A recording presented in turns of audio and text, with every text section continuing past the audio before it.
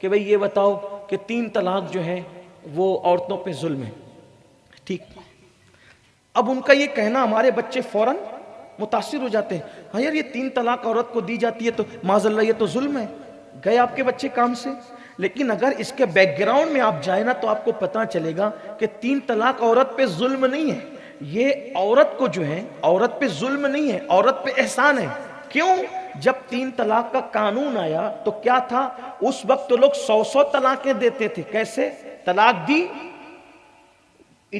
مدت ختم ہونے والی تھی، پھر رجوع کر لیا، پھر لٹکا دیا طلاق دے کے، پھر رجوع کر لیا، پھر لٹکا دیا طلاق دے کے، پھر رجوع کر لیا. ایک آدمی 100 بار طلاق دے کر لٹکاتا تھا. نہ وہ بیوی بن کے رہ سکتی تھی، نہ مکمل طلاق دیتے تھے کہ اور جگہ کہیں پر عدت گزارنے کے بعد شادی کر لیں.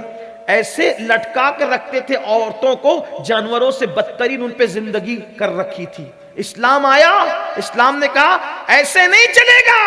الطلاق مرتان، 2 بار رجوع کرنے کی مدت ہے. 2 بار رجوع کیا، تیسری بار رجوع کرنے کی مدت ختم ہو گئی. اس کے بعد تجھے رجوع کرنے کی کوئی مدت نہیں ملے گی. یاد رکھ، اگر 2 بار رجوع کر چکا، تیسری بار طلاق دے گا تو رجوع کرنے کا معاملہ ہی ختم ہو جائے گا. بولو عورت پر احسان ہوا کہ نہیں؟ اس کے بعد پھر دوسری چیز، میں صرف اشارہ دے رہا ہوں، کوئی تحقیقی بات میں لمبی نہیں کروں گا. 4 عورتیں اسلام میں کیوں ہیں؟ اس کا بیک گراؤنڈ عورتوں پہ ظلم ہے. عورتیں بھی اچھل کے کہہ رہی ہاں ظلم ہے. میں کہتا ہوں اللہ کی بندیوں، احسان ہے.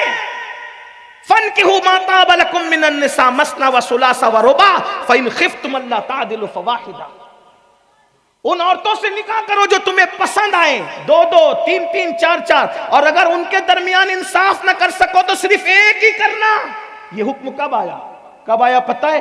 10 عورتیں ہوتی تھی، 50 عورتیں ہوتی تھی، 100 عورتیں ہوتی تھی، 700 عورتیں ہوتی تھی. یہ حکم آنے سے پہلے جب 700 ہوتی تھی، 900 ہوتی تھی، 10 ہوتی تھی، 50 ہوتی تھی، اسلام آ کر بولتا ہے 700 نہیں کرنا، 10 نہیں کرنا، 20 نہیں کرنا، 50 نہیں کرنا. اسلام نے ان گنت کو 4 پہ لا کے مقید کیا، اور اس 4 میں بھی پھر یہ قید لگائی انصاف کر سکتے ہو تو دوسرا سوچنا، اگر انصاف نہیں کر سکتے ایک ہی پہ اکتفا کرنا. بتاؤ احسان کیا کہ ظلم کیا؟ لیکن یہ کب سمجھ میں آئے گا؟ یہ عنوان نہ آپ سننا چاہتے ہو اور ہم سنا بھی نہیں سکتے کیونکہ آپ اس پر سبحان اللہ بھی نہیں کہہ سکتے، اس لیے یہ عنوان ہے ہی نہیں ایسا. تو کرنا کیا ہے؟ بچوں کو بتاؤ کہ کیا لاجک ہے، بیک گراؤنڈ کیا ہے، پس منظر کیا ہے. وہ جو کہنا چاہتا تھا